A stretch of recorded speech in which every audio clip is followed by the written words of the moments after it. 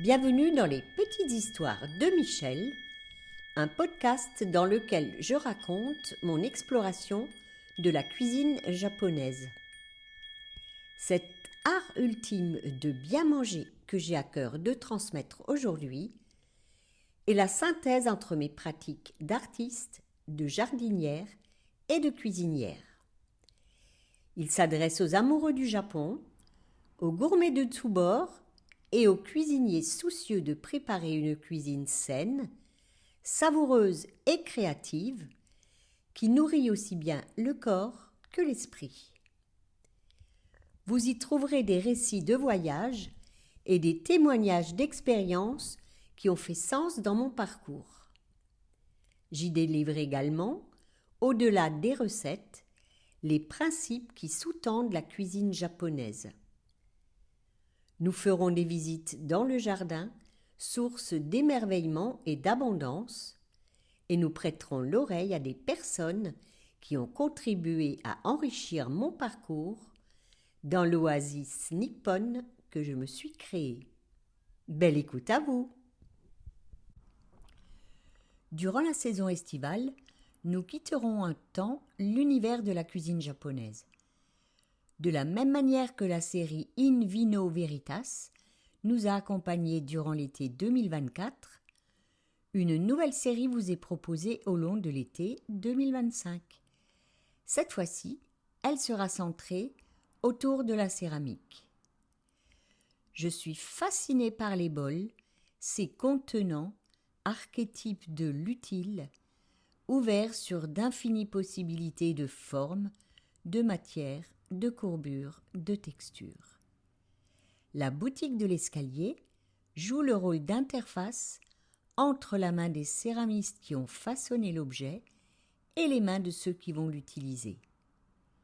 Le céramiste Philippe Suter, surtout connu pour ses vases Médicis, sur lesquels il est intarissable, s'est prêté au jeu pour des interviews autour du bol, revenant ainsi à ses origines dans la céramique. Bon, Philippe, j'ai lancé la machine. On va démarrer, on va s'échauffer. On va s'échauffer. On va d'abord s'échauffer. Ouais. Juste pendant l'échauffement, se rappeler de l'objet de l'entretien, c'est de parler du bol. Je veux du bol, que du bol. De l'argile. Dans ma boutique. Ouais.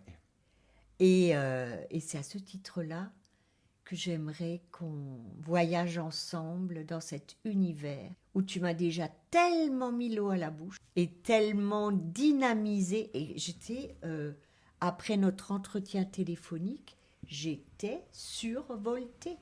C'est l'effet du bol, c'est normal. C'est tout à fait ça. Ça commence par une masse d'argile, c'est la phrase de Lao Tse. De l'argile, nous faisons un bol, mais c'est le vide à l'intérieur qui retient ce que nous voulons. C'est dans Tao the King, c'est absolument magnifique, et puis ça commence effectivement par là, donc... Pardon. Le bol, c'est l'origine. Ouais, c'est l'objet archétypal. Moi, j'ai toujours envie de faire ce geste des mains jointes que tu positionnes sous le filet d'eau, que tu mets dans la rivière pour capter l'eau et boire. Oui.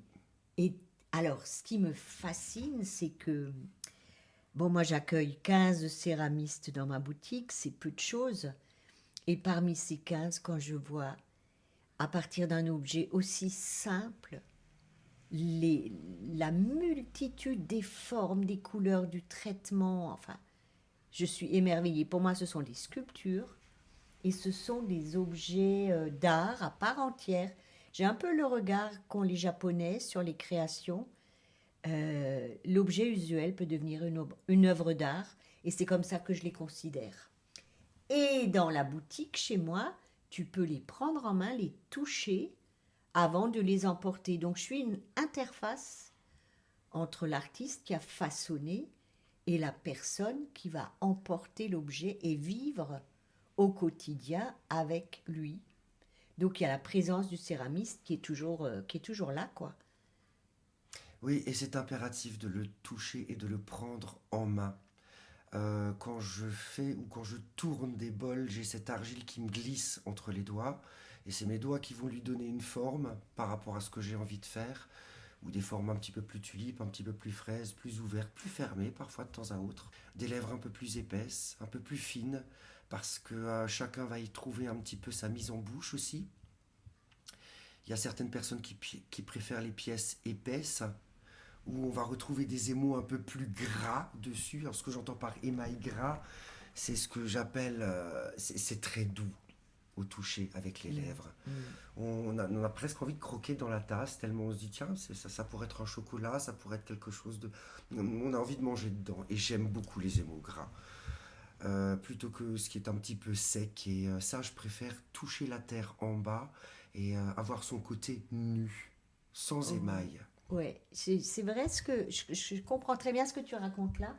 Moi aussi, j'aime bien quand en bas, on perçoit la matière telle qu'elle est brute et en haut, tu as quand même ce rapport à tes lèvres qui est sensuel et où tu te frottes pas, sur cette muqueuse qui est quand même très sensible, où tu ne frottes pas contre une argile rêche, peut-être même inhospitalière, quoi. Alors qu'il existe des argiles chamotées que j'ai travaillées, qui sont avec une forte chamotte. Et je garde la forte chamotte en bas pour le contact avec la main.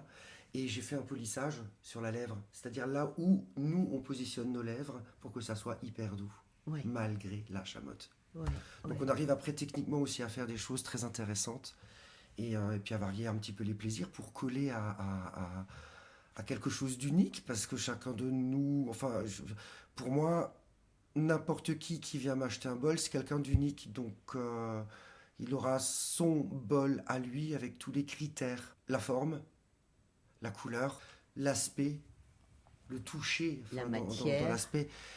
Et puis après, différentes argiles. Est-ce qu'il a envie de quelque chose de plus fin en porcelaine? Est-ce qu'il a envie de toucher quelque chose d'un peu plus proche de chez nous, comme une argile du Westerwald, qui n'est pas très loin d'ici, qui est à 150 km au niveau de la carrière? Ou est-ce qu'on va aller faire des argiles comme j'en ai fait des noirs en rajoutant de l'oxyde de fer pour donner une puissance à la matière? Mm. Après, on peut faire plein de choses. Les argiles rouges aussi, qui sont assez sympathiques. Là, j'en ai acheté, qui sont très agréables à tourner. Mais après, il fallait voir aussi un petit peu ce qui vibrait bien avec cette argile-là. Qu'est-ce qu'on met comme émail dessus? Parce que Ben là, tu as la complémentaire quasiment avec ça. Ouais, c'est pas une complémentaire, non, mais ça sonne un peu vert, et ça ça. s'accorde quoi qu'il arrive. On Ouais. passe par le feu. La couleur est donnée par le feu. La couleur de la terre. Donc là, il s'agit de cuissons en oxydation, mais on pourrait faire des cuissons réductrices aussi, qui permettent encore de développer les gammes des couleurs, d'en faire beaucoup plus avec un même oxyde. Après, L'art du feu, Philippe. on peut rarement L'art se du tromper. feu.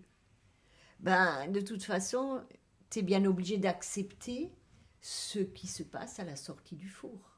Mais je veux dire qu'au-delà de ça, quand on respecte la terre, quand on la travaille comme elle le veut, j'ai toujours été récompensé à la sortie du four. Mm. Même si ce ne sont pas mes couleurs d'origine, par exemple, il y a des couleurs qui me laissent un petit peu plus indifférent que d'autres, à savoir la gamme des jaunes.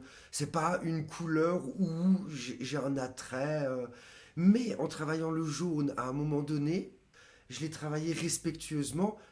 Bah, je dois reconnaître que le jaune est quand même magnifique. Ben, c'est la lumière, hein.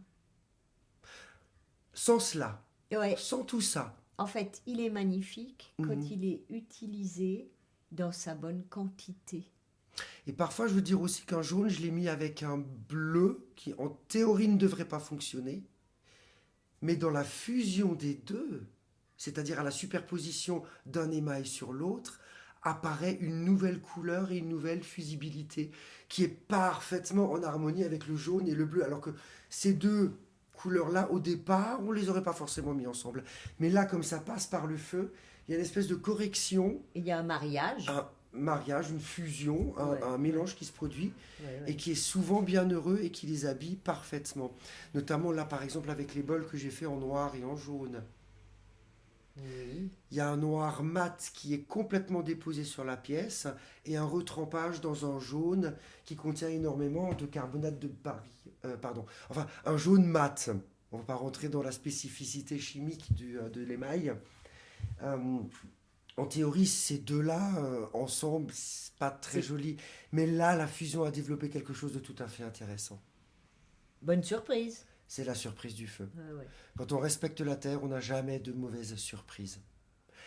Et pour le peu que je me rappelle, dans mon autre travail, qui est celui des Médicis, qui sont des pièces un petit peu plus alignées, où il y a d'autres émotions qui vont rentrer en ligne de compte, c'est là où je m'en suis vraiment rendu compte de tout ça. On ne peut pas se tromper quand on reste vraiment dans la lignée de la céramique. Et c'est ça qui est vraiment chouette. Et c'est la première expérience du bol en fait que j'ai appris dans ma carrière de céramiste. Un nouvel épisode des Petites Histoires de Michel vous attend tous les mardis.